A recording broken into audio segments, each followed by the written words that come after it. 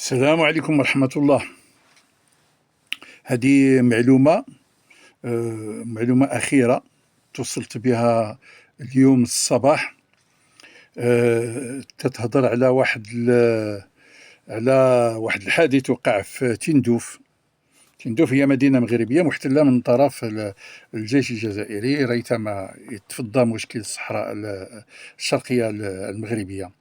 مهم منطقة تندوف، المنطقة بكاملها البارح كان فيها اشتباكات مسلحة عنيفة بين وحدات من الجيش الجزائري وبعض الميليشيات، شي شوية من الميليشيات ديال البوليساريو، على حسب يعني المصادر المحلية وشهود عيان اللي صافتوا واحد المجموعة ديال الصور وفيديوهات في هذا الموضوع. الاشتباكات اللي وقعت داخل المخيمات وامتدت للمناطق محيطة بالمخيمات، حيث تسمع رصاص كثيف. كان رصاص وكانوا انفجارات. هربوا الناس، دخلوا المناطق الآمنة ودخلوا لديارهم وإلى آخره.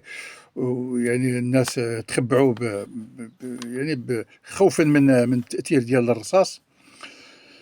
المعلومات الأولية جات أن هذه المواجهة جات من بعد واحد الخلافات حادة حول السيطرة على المساعدات الإنسانية الدولية والموارد كذلك الدولية، وكانت سبقتها واحد الاتهامات متبادلة بين عناصر من بوليساريو وعناصر من قيادية عسكرية باغية تدي ديك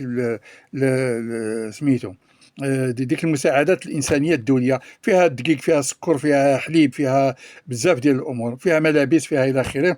بغاو يديوها جنود جزائريين، البوليساريو ما خلاوهمش. هذوك يتهموا هذوك بالفساد وهذوك يتهموا هذوك بالفساد، شي ضد شي، وفي يعني في معرض الاستيلاء على هذه المخصصات الدولية. طبعا هذا الحادث يعد الأخطر من نوعه منذ سنوات، ما كانش بهذا الحجم اللي كان به البارح بالذات.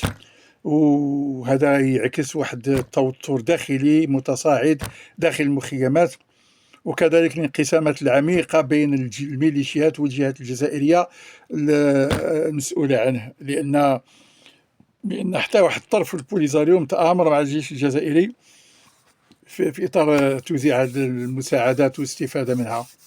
إذن هذا كان واحد السكوب سريع أنا أعطيته الإخوان كلهم باش يعني الواقعة هذه. وعندي الفيديوهات اللي وصلتني، وعندي الصور اللي وصلتني، وربما في الساعات القليلة غادي ندير الفيديوهات إلى آخره.